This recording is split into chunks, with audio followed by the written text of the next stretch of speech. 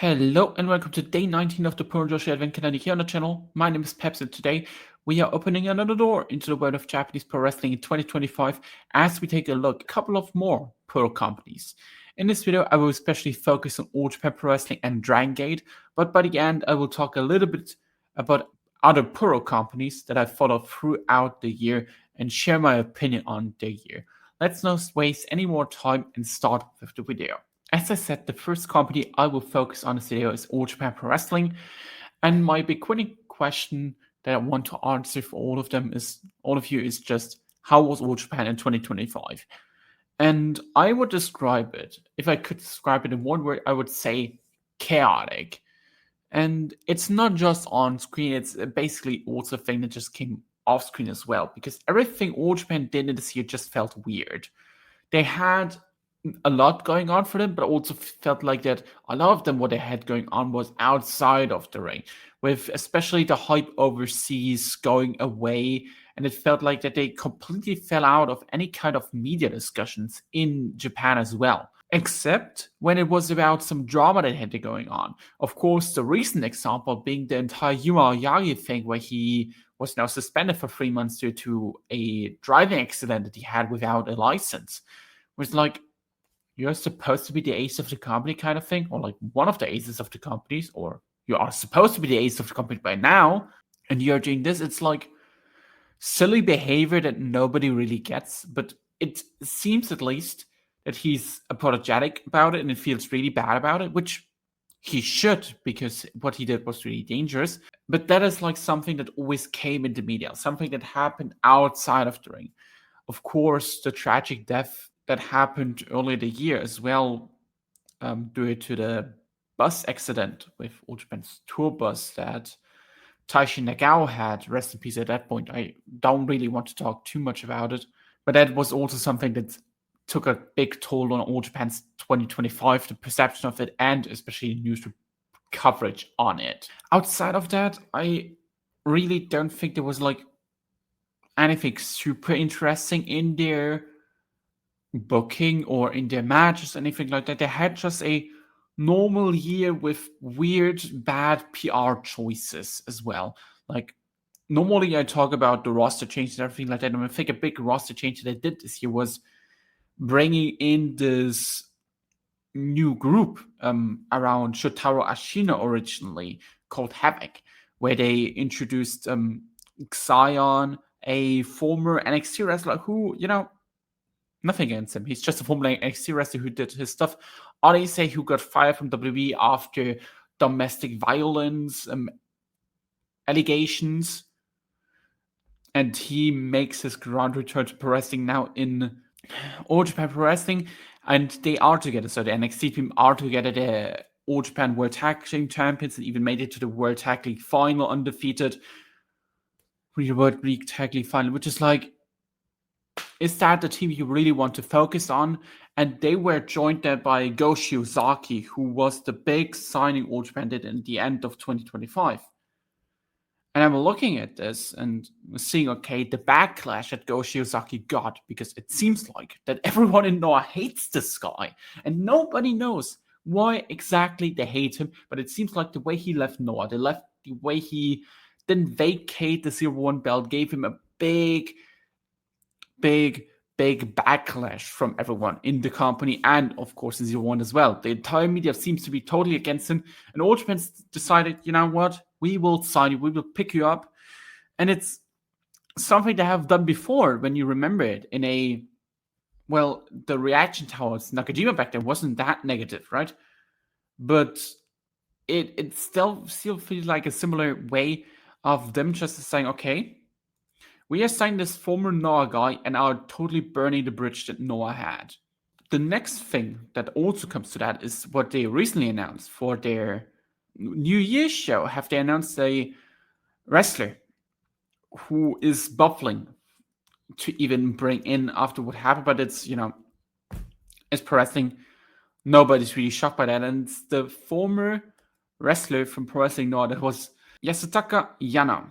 And many of you maybe know him just from the back of the mind, but he was a wrestler that was fired from Pro Wrestling Noah after being arrested in Sendai together with Kinya Okada, another Noah rookie, because they got accused of sexual harassment by a female, and they got arrested and then got released by the company, which is like, to get released by a Japanese pro wrestling company for doing something tells you, okay, first of all, there's massive PR behind it, but also they released them or didn't use them before it came out.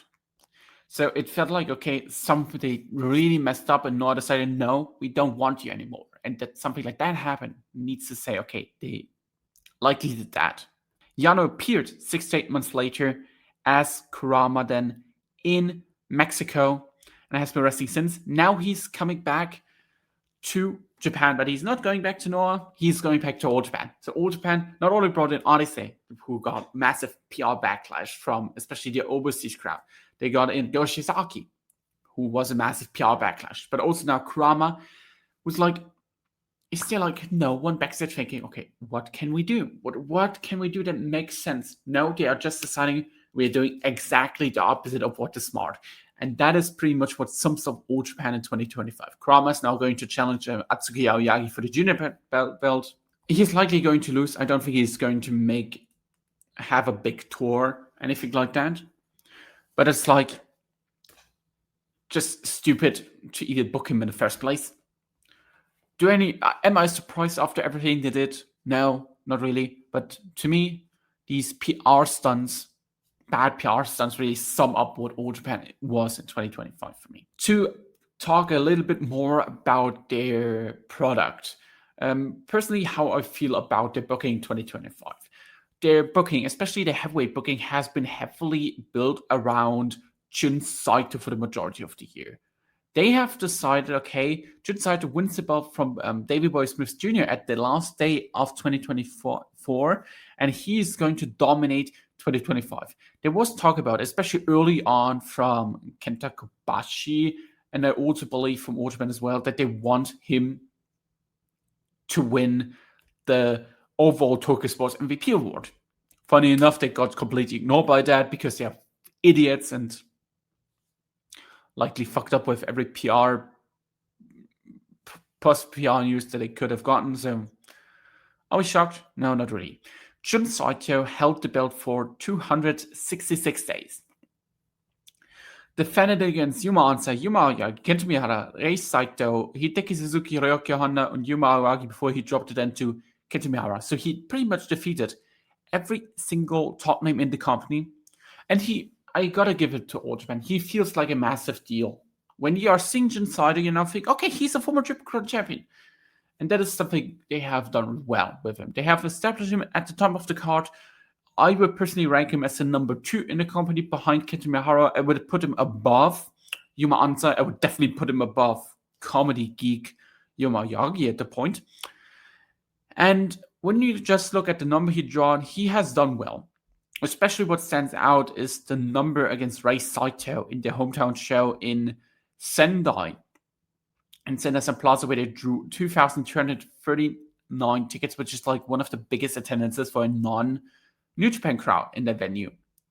And you gotta give it to them. That just shows you, okay, these two in Sendai are just draws. But even outside of that, I think they did really well pretty much everywhere he defended his belt. For example, in Ottawa, they did over 2,000 tickets for his match against Kento Miyahara. The Osaka show that he had, they did 800, where he defeated Ryoki Honda in Osaka Idan 2. And that goes on with his Hurricanes nearly selling out most of the time around when he was in the main event. There was I believe at the beginning of the year, there was a stat they tracked. I need to look this up, where he had 7 attendances over one, shows over 1,000 that he main evented, and that was in March. Now it was 5 shows have drawn over 1,000 fans 2025 so far, and it was in February 24th. It was the January 2nd Hurricane Hall main event, where he, of course, was just in New Year's Battle Royal. Then it was the January 3rd Hurricane Hall show, where he defended the All Japan Tag Team titles. Oh yeah, it was up to Nakajima Johnny Dempsey. Then he defended it, the Triple Crown belt against Yuma Ansai that drew 1,000 fans up to 100 year. He defended the Kurikan Hall, the Ultra Protective titles against Yuma and Atsuki Aoyagi that was up 7 year. And he had an attendance of 1,817, where he defended the Triple Crown title against Yuma Aoyagi that was up 282. And that mixed with his title win against Davey Smith Jr., only drawing 180-ish less than the major Nakajima vs. Kenta Miyahara match at Yoyogi. The beginning of the run especially was a big, big draw for All Japan. And looking back when you're seeing this reign, I think it was worth it investing the time in him, but I also feel like they jumped off the Jun side to train a little bit too late. Which wasn't his fault. I think a lot of outside PR stuff played into it, where they just needed a top ace on the company again. And this is why they gave the belt to Kenta Miyahara. Kenta Miyahara now holds the belt ever since. Defended against Go Shiozaki and Hokuto Mori, 2 really good matches. The match against Jun Saito that he had in the second one was also great. I think the in-ring quality under Kenta Miyahara obviously is much, much better than under Jun Saito. And now he's going to defend the belt on December 31st against Yuma Ansai. Kenta Miyahara's champion now just feels right for the points I mentioned. You just need someone on top who's just stable, who just gives you welcoming feelings in All Japan. And I think there was never a better time for a ace run with Kenta Miyahara on top than right now in the last couple of years. So you gotta go with it. And I think he should hold the belt for a bit. Even though I wouldn't mind giving Ansai the belt because Ansai deserves it, but also I just personally feel like the pressure that is on All Japan right now, I'm unsure if Ansai can handle it, but at the same time, you will never know if you can handle it or not if you don't try it. And I think wrestling is always about trying something. So if they want to try it, they should. The heavyweight booking in general, outside of the heavyweight scene, was kind of weird. I did really like the tag team booking that is now weirdly focused around Havoc. With Shotaro Ashino being the Gawara TV champion, with Odyssey and Xion being the World Tag Team champions. Both of their runs are like Shotaro's just started, and Havoc and Odyssey don't really aren't too interesting to me as a tag team. More interesting to me is the booking of the junior division, with Atsuki Aoyagi now being the junior champion, and he has done a great job, in my opinion, as the champion ever since he won the junior singles tournament, especially in the final over Rising Hayato in a very good match in Ottawa. That is one of the standout matches All Japan had, in my opinion, in 2025. And he's now in his third round, has defended 3 times against Musashi, Ryo Saito, and Hikaru Sato, Ryo Inoue and Hikaru Sato. And we know how All Japan wrestling, junior wrestling is really. Their singles work is always good, but it peaks at good. And that is exactly what this run is. I think the standout match that they had this year with the junior title was the Musashi versus Seki Yoshioka match that was straight up tremendous, where Seki Yoshioka won the belt from Musashi, in my opinion, just an incredible match. And of course, the match I already mentioned with Atsuki Aoyagi and Rising Hayato in the final of the Junior League. Overall, I would say the juniors were booked better, but it also was part of the All Asia Tag Team titles being once again kind of featured around the junior division, mixed with heavyweight challengers. I think especially Musashi and Seki Yoshioka did a great job as champions in the run, but I also really, really, really liked the run of Peter Rising Hayato and Yuma Ansai. Their run with all the defenses against Kenta Miyahara, Ryo Inoue, Astronauts, and all of them were all super entertaining, and they felt like a cool, always either main event or semi-main event on whatever shows they were putting them on. And they were just entertaining. I think both of these talents have good years, well, great years if you compare to other All Japan names. And Ansai just showed you why he is the guy. Rising Hayato shows you why he should be more focused. Now the belts are back. with Musashi and Seki Yoshioka after a short run of Hatsuki Yagi Yuma Yagi, who just had pretty much nothing with it. And Musashi and Seki Yoshioka always feel like a safe bench with these belts. They have good tag matches against whoever they put them against.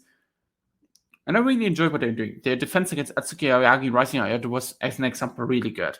The next defense is against Yoshiki Kato and Ishii from Dragon Gate, where I think they will likely lose the belt to give the belt to the Dragon Gate people. Do I like it? I don't know. All about really what their plan is with the Dragon Gate people, as it appears at least that also Makota Kikuta as the champion is kind of evolved, but we all know that it's not going to lead to anything big with him, because we have seen in the promotional stuff the top champion is never going to lose. So there's really that. Overall, I would say the booking is okay-ish. The junior division had some kind of an up. Their matches were interesting. The heavyweight division felt, at the majority of the time, understandably booked, but boring. Like, nothing really happened. It's out to you in any kind of way. No big angles. It was just, okay, we are having a title match. Let's have this title match. Title match was goodish. Next title defense. Okay, title match was goodish. No real story and everything like that. The big standout, of course, in terms of story was the brother versus brother match between Shin Saito and Ray Saito, but it was so anticipating and it was so obvious that it was going to happen at pretty much everything before that felt like filler to that point, and that shouldn't happen in my opinion. Overall, I would say this year was bad for All Japan, not just from a product wise, but also from a PR standpoint. It's rough to look at them and say, hey, look, it was a good year, PR-wise and everything like that. The attendances, as an example, look good. You gotta give it to them.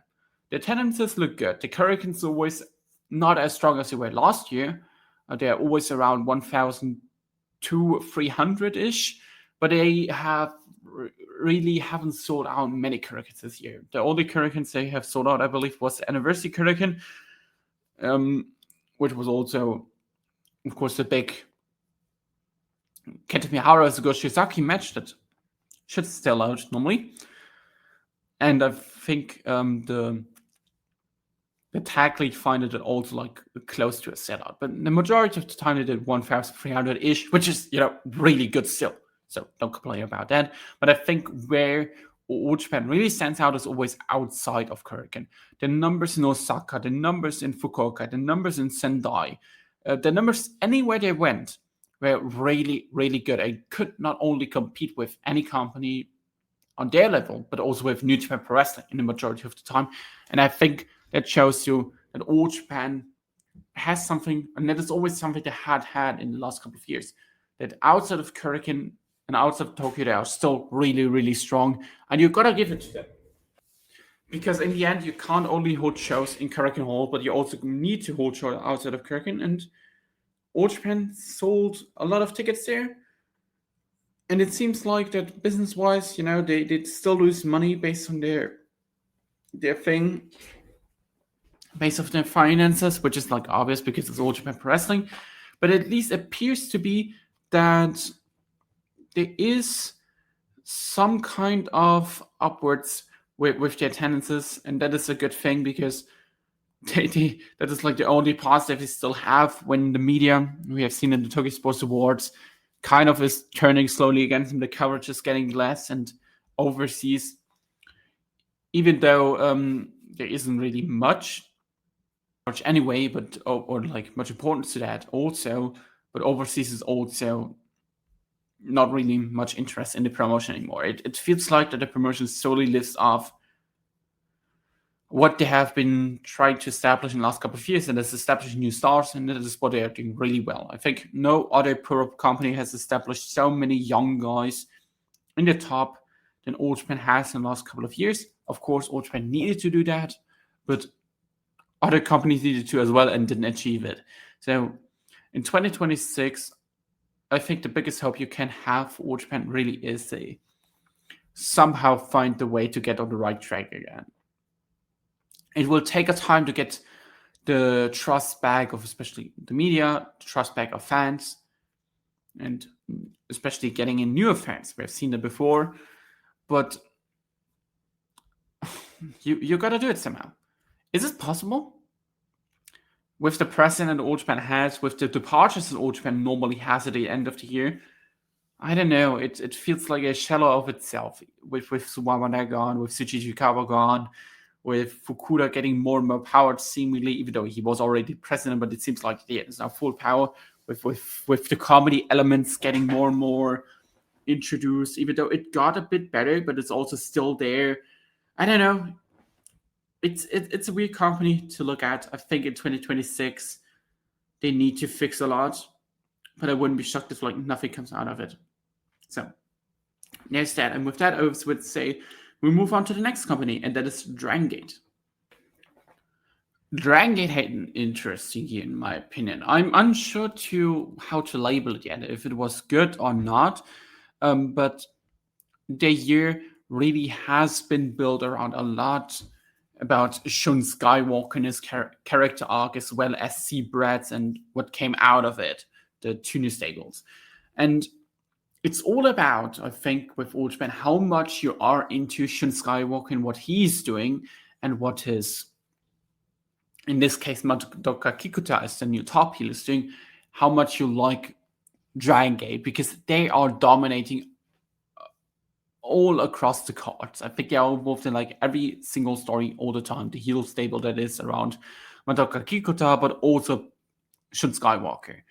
And to really talk about this a little bit and why it makes the year tough to judge for me personally, I will just straight up include the booking with it. So the booking pretty much was that after a year-long reign of Yamato, he finally dropped the belt, the opening Dream Gate title, to Shun Skywalker at the biggest show of the year at the Kobe Pro Wrestling Festival. In my opinion, likely the best match that Dragon Gate had this year, the best singles match that Dragon Gate had this year. That was just a straight up tremendous Dream Gate title match with great drama and everything like that. But the big thing happened afterwards, as Shun Skywalker celebrated in the ring together with the Zebrats guys, but Madoka Kikuta laid him out with a lariat, and all of Zebrats stood behind Kikuta except for Homare. So from that point on, we had two new groups, so to say. We had the group built around Madoka Kikuta, who also, of course, announced that he's going to challenge for the Dreamgate title, Shun Skywalker for the Dreamgate title, and they were named Gajado Kuro, and that is, and the lineup is pretty much similar to Seabrats. It's Kikuta, Ishin, Jason Lee, Kota Minora, Kai, and Yoshiki Kata.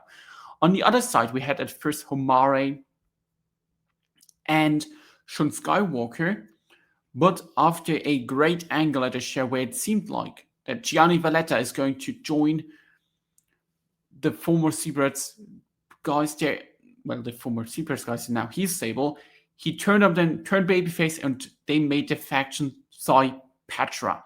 They were also then joined by El Cielo, who is a masked man who doesn't speak. Nobody really knows who he is, officially at least.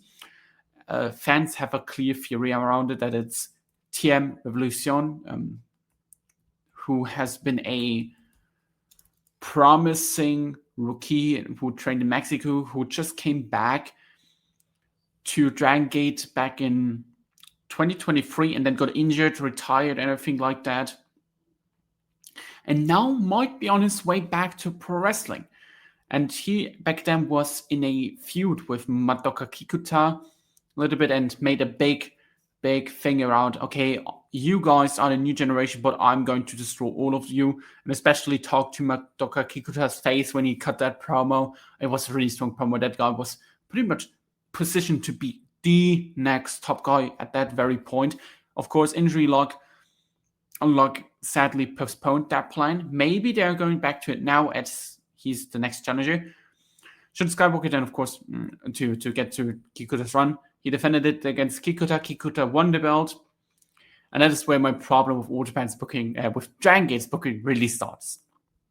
I do not like Madoka Kikuta main event matches. I think he's so boring as the main eventer. He has now the belt for nearly 4 months. He has defended the belt against Shin Skywalker, and he won the belt against Shin Skywalker. I thought this match sucked. Just sucked. He defended against Ben K, which was boring at the very beginning. It got good by the end. The match against Sumo Yokosuka was okay. The match against Gianni Valletta was fine. I don't think he had any standout kind-ish performance so far in his career. The Gianni match, I think, was better than I made it seem like, but I didn't really was the biggest fan of it. He is just not the main event wrestler for me. He is at the best way, just goes bam, bam, boom to describe it the best. Physicality, just 10, 50 minutes, just straight up beating each other up. His heel segments are just so nothing and so boring that I can't really be interested in them because it doesn't feel like he has any clue how to really do them. And it's an issue that Kikuta always had. In his first one was really bad. This one I would say has at least some kind of purpose as a heel that he's going to put over the next star. In the first one, it was just bad, and he dropped the belt randomly in a freeway to Luis Monte, where it doesn't seem really fit. It was a big surprise. This time it at least feels like, okay, they're building to something. With El Cielo, I would assume there's two possibilities to me with the title run. Either Cielo reveals who he is and just wins the belt, or they are going with the belt towards Shin Skywalker again. There's also the possibility of Yuki Yoshioka, but the Psychiatra storyline needs to finish first. And I feel like if Cielo is going to lose, then we are going to get another match between Shin Skywalker, because otherwise it's kind of weird to tell the story, continue the story. Maybe, even though it's not the same venue, because the venue is close in Nagoya in around May, June time, that could be a place where they might run Shin Skywalker versus Kikuta back, maybe with a stipulation before they go then to Kobe World, where likely Kikuta is going to face Yuki Yoshioka dropping the belt. I don't know if I can survive a Kikuta run that long. I'm pretty much at the point where I'm like, just drop the belt, please. And that is my big issue with Dragon Gate. I can't really get into the main storyline because the wrestlers itself are not for me. I think Shun has gotten better. I like the majority of both of the rest of the groups, but they are in Ishii and Okata are just doing stuff. So they are not really involved in a single sided picture. Meanwhile, okay, with the Psychiatra side, you had Homare, you have Gianni Valletta, you have El Cielo, and Shin Skywalker. I think that Homare is likely going to get a Dreamgate title shot right after Cielo if they want to continue the Kikuta project, which, I think you're so deep into it now that you kind of should at least go with the end of your plan. That you can at least say, okay, look, I'm looking forward to what they are doing, but I'm not looking forward to what I'm doing with Kikuta. If that was anyone else from the stable as champion, can we get Kai as Dreamgate champion back?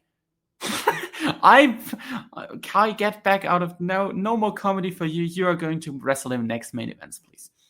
Now, jokes aside, I'm just not interested in what Kikuta is doing. The rest of the card is especially booked interesting, in my opinion. The Brave Kid title, which is the mid-card battle, of course, of the company with a weight limit, was booked really weird at the beginning part of the year, where Yamato won it in a double title match and just never defended it for absolutely no reason. And it kind of felt like, okay, we're going to kill this belt. And I think they got such a backlash from social media, at least this is how I interpret it, that they just said, okay, we maybe need to bring it back. And then Yamato vacated it. Yuti won it in a cool hometown moment in Nagayo. And then now Ryoya Tanaka holds it. And his run with the belt feels like for the first time in God knows how long that the Brave Kid feels relevant again.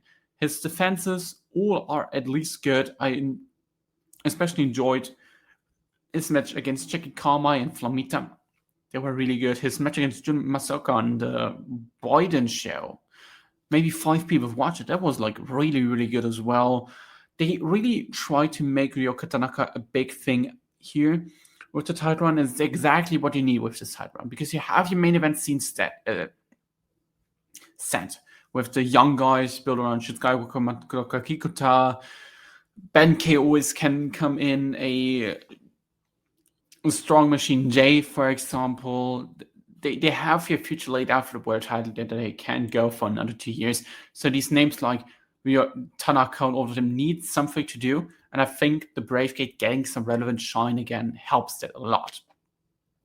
Another thing they have done really well with, I think, is the tag team titles in recent months. I really didn't like the run of Jason Lee and Kota Minoura. I love Kota Minoura. I'm so mad that he flopped because he was my favorite back when I really started to dive into Dragon Gate in like 2020.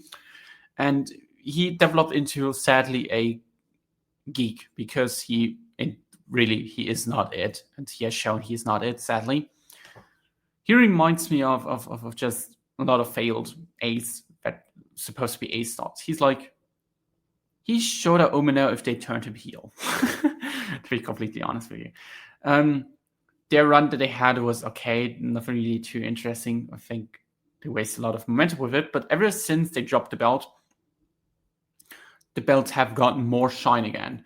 The run of Jang Dai Yuki Yoshioka was really, really fun, even though they just had one defense against Ayo Panther and Void Panther Jr. at a random Fukuoka show I watched because of Amy. Shout out to her. That was like 11 minutes or so. It was like just nonstop action. It was really fun. And then we had the title change to Jackie Kama and Rita. And that match was straight up incredible. Like 20 minutes of pure this is Dragon Gate. I think there was no match of Dragon Gate this year that screamed more like this is Dragon Gate than this one. So good. Jackie Kama and Rita are contenders to be the best tag team alive. And I think the two things hold them really back. And it's first of all that they haven't done much as a duo and more on trios or in multi-ways this year. And the other thing is just that there isn't the hype around Dragon Gate from an international audience to really put focus on them. Because if you watch them two together as a team, in terms of their chemistry, in terms of how they work and lay out their matches, how they really make matches against anyone interesting, doesn't matter where, you gotta give it to them. They are so good and they deserve getting these tag team titles. And their tag team defenses so far have been great. They had only one on the latest Kirk and Holt show against Demas and Luis Monte, which is like a really random duo. But it exactly showed you there why they are such a great tag team. Because you can put it against anyone. Doesn't matter if they have ever teamed before only twice or have been teaming for 10 years. They know how to get the best out of you. And it is exactly what makes them so good. I hope for them that they are going to hold the belt for like nearly a year. Because that is the best spot they have. As Rita and Jackie Kama, they don't really seem like talents that will move up the card a lot, to be completely honest with you. Especially Jackie Kama kind of looks like a geek. I love it, but he looks like a geek. The outfit is so bad. And Rita obviously is 5'1", and he's going to be limit based on that in a system like Dragon Gate. Maybe he can get some kind of Brave Gate title runs more in the future. That he had already won as Minorita, I believe, but his limit is very clear, and that is Brave Gate title run or Twin Gate. And so my hope there is, of course, that he is going to get long Twin Gate title runs, and I think they have the perfect team for that. This kind of team is, you can put them against anyone. Like, put them against Kato and Ishin. I think that this will be the big match we're building to. That should be cool to see these the two styles clashing of tag team chemistry, with, of course, Ishin and Kato being the more stronger wrestlers, and then you have these two high flyers. I think that should rock. I would love to see them just face any kind of combination of love and peace with Benkei. Like Benkei and Moshi Jr. versus Jackie, Kama, and Rita at Kirk and Hosha. We forget Hyo. Hyo doesn't exist in my opinion. Okay, we just run this into faction match. That would be really cool. How about we get a Kai title? I'm sorry. I want to see Kai do something cool. Now, I've like El Cielo and Shin Skywalker. I think they're facing at one of the Fukuoka shows, or it's the Kobe. It's an obvious DQ. And maybe it has already happened by the time this comes out. I really don't know. I will ask Amy about it. that is like a match I want to see as a title match. There's so many tag team combinations that I want to see them just put against Jackie Kamarita. No, not Hawk, Dragon Kid, and Naruki Doi. Flamita Casey, there's like so many possibilities. Do something. Give them like a 300+ day run, let them through run everyone, and then a young and up and coming team just beats them. That would be what I would be doing. Which team it is in the end, I don't know. Until then, the Dragon Gate factions will shift anyway, hopefully. But you know what? Like, do, I don't know, 8 defenses, 300 days, and then catch an Ishii defeat them. That is what I would do, personally. But we never know with Dragon Gate, you know. They could just drop it into defenses against whatever random team they come up with at a better point, but we need to hope. And of course, the last belt we have that we want to talk about a little bit in the booking is the Triangle Debate. And it's kind of now up in the air and is vacant due to an injury of Homare, as Johnny Valletta, Homare, and Shin Skywalker had it before. The belt was kind of, like always booked. You had champions, they held it for like 60 days or so, and they dropped it in like the first and second defense. Overall, I would say it was a fun year for the belts. I don't think there were like any standout matches, except for maybe the ladder war that they had a Hurricane Hold, where Kuro Ishinkai Yoshikikato won the belt from Bendito, Flamita, and Luis Mante, where they had this weird ladder match. Like, this match shouldn't have worked. The spots were so stupid that they did, but it was just so entertaining that you gotta name it how it is. It was just entertaining. Personally, I would say that Dragon Gate, based on that, I personally am not a fan of the main event storyline, but outside of that, they always had their bright spots. They have been clear who their next stars are. They have been moving up people across the card everywhere, and it feels like they have been trying to focus people, and that is important. For 2026, I hope we get a bit more of changes in the factions. I like what they have been doing this year and try to do with Psychetra, especially, is a great faction. And Psypatra is like doing exactly what they want to do. And the new hero faction works as well, even though I feel like it's too similar in terms of the wrestlers from Seabrats to really have a clear difference outside of, okay, Shun Skywalker, not Shun Skywalker. Love and Peace works. Natural Vibes is just a faction that needs to change. Paradox is a faction that needs to change, but also, it's just the veterans doing stuff, so I don't think they will change anything there. It will be interesting to see what they will be doing in Dragon Gate 2026. I think the biggest thing you can hope is really that they find a good way to end the main event storyline that they have right now and start a new chapter. A Yuki Yoshioka run after his big return could be needed. In my opinion, I think an ace run is kind of what they need in 2026 to make the next step again, because I feel like they have been losing some kind of steam and popularity inside Japan. The Kurikan numbers don't look really good. Outside of Kurikan, it's like always, especially in Kobe. They need something. I don't know what they need. I think El Cielo, if it's ready, Nishikawa, that could be it. I think that could be the fire they need. They need something in the main event storyline that brings them to the next level. I hope they find it.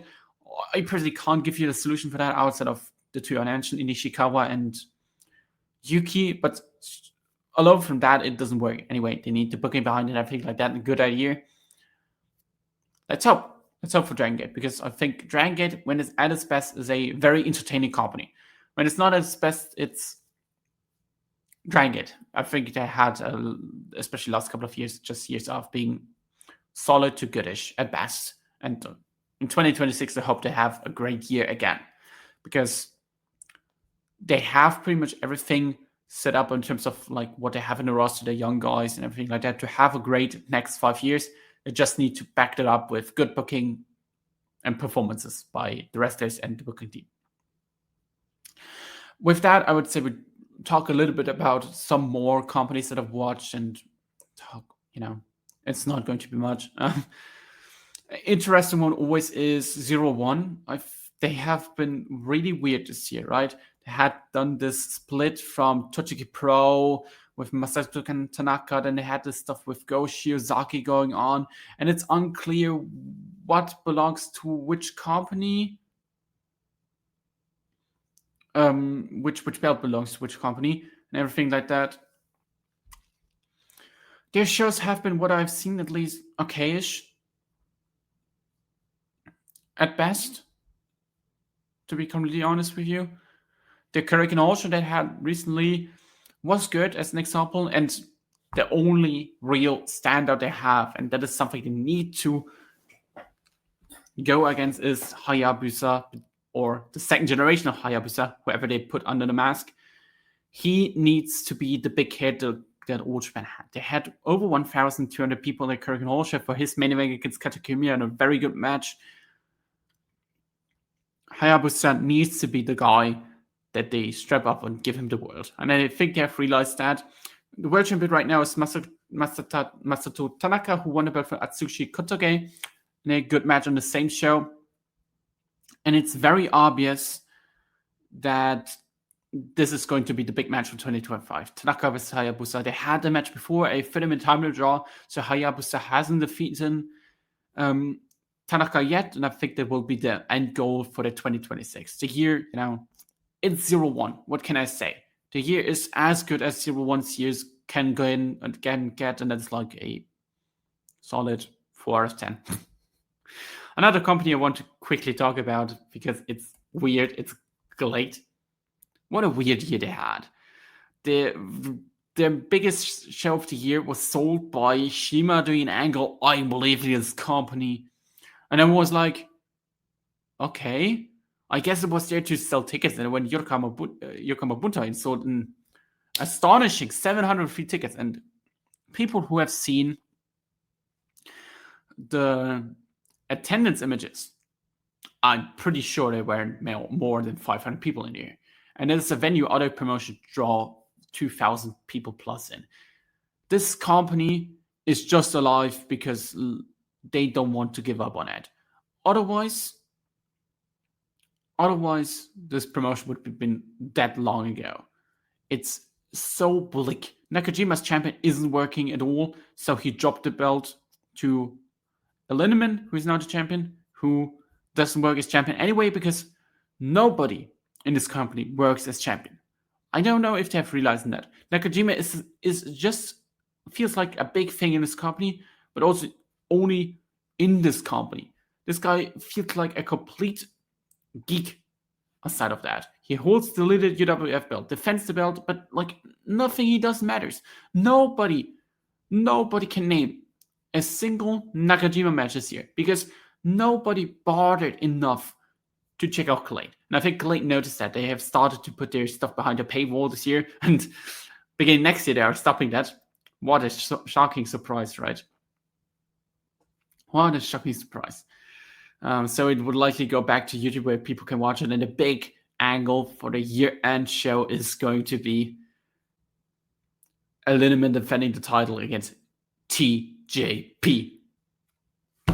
Do I need to say anything else about this? This promotion is just dog shit. It's literally so bad that there's nothing that speaks for them. Not a single thing I can possibly name about them. They didn't have a single match that I really enjoyed this year. They didn't have a single storyline that I enjoyed this year.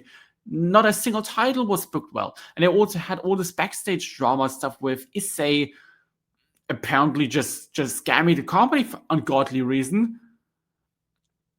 And he now retired from pro wrestling, so with that, the tag titles were vacated as well as Jira's title. The tag titles are now with, I think, Ishida and Kazuma Sakamoto, which is like cool for them. Kaito Ishida still does his thing there.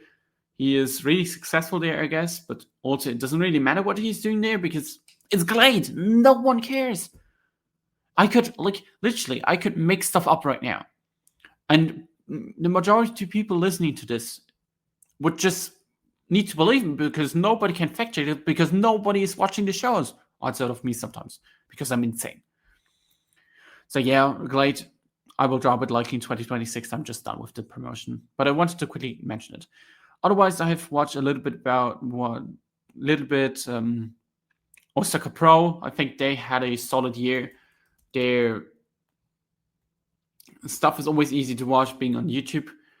So if you want to watch like 1 or 2 matches per year of Osaka Pro, there's always going to be some recommendations on Twitter or on Cage Match. I think Cage Match always has very good ratings to Osaka Pro. So check that one out. I liked some of the junior stuff they had this year. I'm always, especially at the beginning of the year, they're always a bit more on the focus because people are watching everything and then we're like, oh, look, this Osaka Pro show was pretty good. Which is always like the funny thing with Osaka Pro, to be fair. So yeah, the year was from what I've seen, not much. I liked it. Especially the January 12th match between Osera and Matsufusa, I believe that was the match that stood out to me. At one of the Yuya shows that I really enjoyed. So yeah, with that, I would say we end this video right here because I need to pre-record the rest of the Advent Calendar today. I hope you enjoyed this video. Leave a like, comment down below. We'll see each other tomorrow. Bye-bye.